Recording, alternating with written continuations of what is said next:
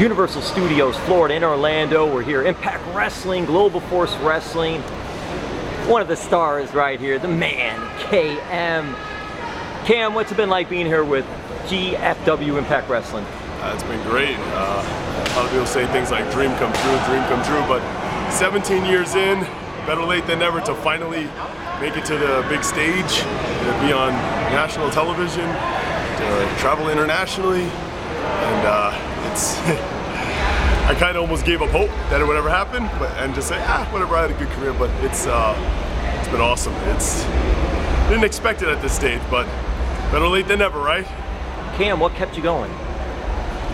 The love, the passion. No, I'm saying it in a joking manner, but I don't know, there's never been an end in sight. It's never like, oh, next year's gonna be it for me. It's just like show by show, year by year. I don't know, it kind of felt good and stuff, and I still enjoy it. I still enjoy doing it.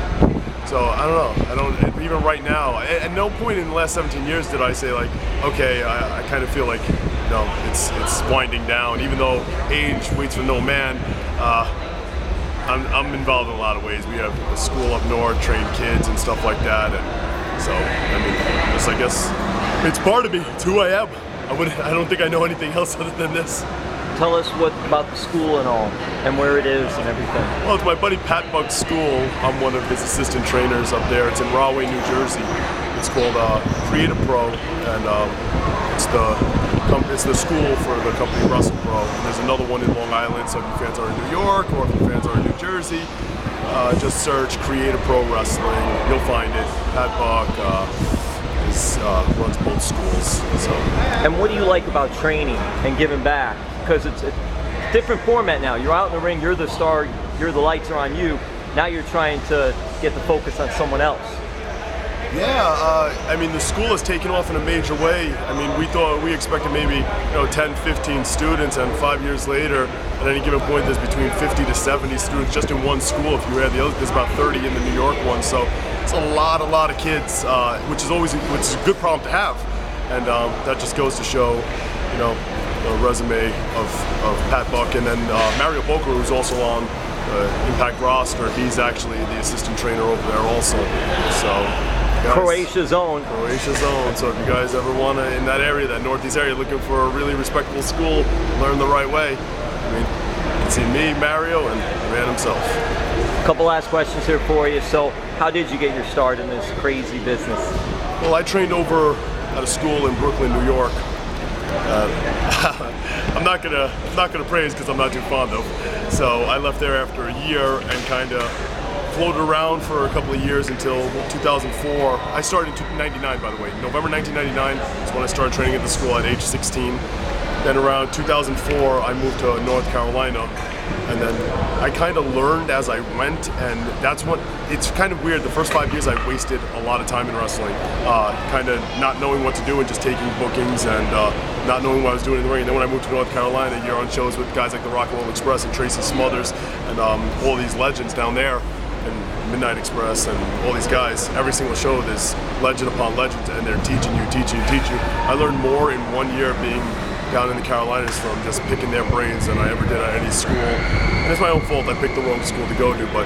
Yeah, but you didn't know. Who knew? You just tried to get started. No. And then as years went on, you pick up and learn from different people, and at 21 years old, I was signed to the WWE, and then I was sent to their training center, and I learned from certain individuals down there, as well as the other trainees. And it's just, I don't have that story where I trained at this one place and this one person trained me. I kind of, over 17 years, I could write a mini book on this, everything I learned from a bunch of different people, so yeah. And then lastly, how did you get your big break here? That story's kind of funny. It's just connections over 17 years. I keep saying the word 17 years. Jeff Jarrett, he was running Global Force Wrestling while TNA was doing their thing, and he was trying to get that off the ground and secure a TV deal for them, and they were running shows up and down the East Coast. And I was one of the guys selected to do those shows. I did a couple of shows in Iowa for him, Pennsylvania, Virginia, Carolina, Maryland, I mean, up and down. I was one of the main guys to do the majority of those Global Force shows, and then by chance, this is all, I don't know how it happened or why it happened, but I'm grateful it did happen. He's back here. He's the man in charge, and I remember seeing that when I saw Jeff Jarrett was here. I remember reading I found out on the internet. That's how you find out everything now, social media. And I'm kind of smiling to myself. I'm like, oh, wow. I was like, is this gonna happen? Is my phone gonna ring? I said, we'll see. I'm not gonna reach out to him. If something happens and he wants me, he'll call me. And my phone rang on a Tuesday to be here for a Thursday, and the rest is history. That must have been a great feeling too, for you. I mean, that's got to be the best right there. Half of me kind of said, like, I have a weird feeling. I think he's gonna bring me on board because I was one of his soldiers for GFW, and he's all about loyalty. And those who are loyal to him, the Jarretts will stay loyal to you forever. Yeah, I mean, I don't want to 100% say I expected it, because when I did get the call, I was like, as soon as I got off the phone, I kind of said to myself, I was like, wow, this is happening. This is really gonna happen. I said, okay, I'm going down to Orlando and I'm gonna do this. I mean, I actually did a TNA show in 2002 of them. In 2004, I brought in as an enhancement guy and got squashed in 45 seconds. So you're talking 13 years later, I'm back here, and now I'm doing the squash, baby. Right. I'm the star. I'm not making them. I am one. I'm the biggest one. Number one. And KM, baby.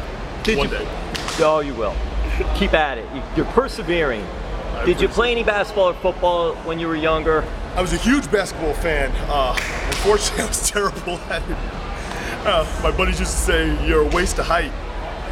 In 2017, I'm not such a waste of height anymore. Enjoy me watching me on TV every Thursday. But I played basketball. I not in school, but I was on teams and stuff like that. I mean, and I was always so much bigger than everyone else, so I didn't have to be necessarily good. I just needed to know how to get a rebound and give it to the people who were good. So I did enjoy basketball. I don't really follow it. I watched mixed martial arts, present day, and pro wrestling, and that's it. Oh, then I'll end it with this. I'm gonna end it with this. What do you think of the McGregor-Mayweather spectacle that's coming up? I think that's funny. It's entertainment. I mean, it depends on. I could sit here and do a 3-hour interview just based on that. McGregor, I always said if he gets that fight and he makes that $100 million, I can't see him fighting in UFC again. Dana White swears it's going to happen later this year. I'll be surprised if he comes back to fight for $10 million after making $100 million. I don't know who would take that kind of job, but we'll see. Maybe he has a passion. I have no idea. He has a puncher's chance to make history. Conor McGregor is a counter puncher, and he waits for Floyd to win on points. He's going to have to come at McGregor at some point. Conor excels at you coming at him and counter punching you and knocking you out. So everyone's, first of all, Conor's nothing to lose. Everyone's ruling him out, saying he's 100% going to lose this fight. So if he loses, he did what everyone's expecting him to do. So if imagine he lands that left hook and he knocks him out, 49-1 after 20 years, and he lost to Conor McGregor. Not only that rematch, Conor McGregor could now say, I won $5 billion. The pressure, that's a very good point, because the pressure is all on Mayweather in this thing. It really is. Oh yeah, and Mayweather's built, to me, he's built a lot like Jose Aldo, and these smaller guys, that is where Conor excels with that counter punch. So I'm not, put it this way, Conor's going to be a heavy underdog going into that boxing fight, and I normally don't bet on boxing fights. Just because in the back of my head I know he has that puncher's chance, I'm going to slap a little money down on Conor. All right, Cam, social media for you.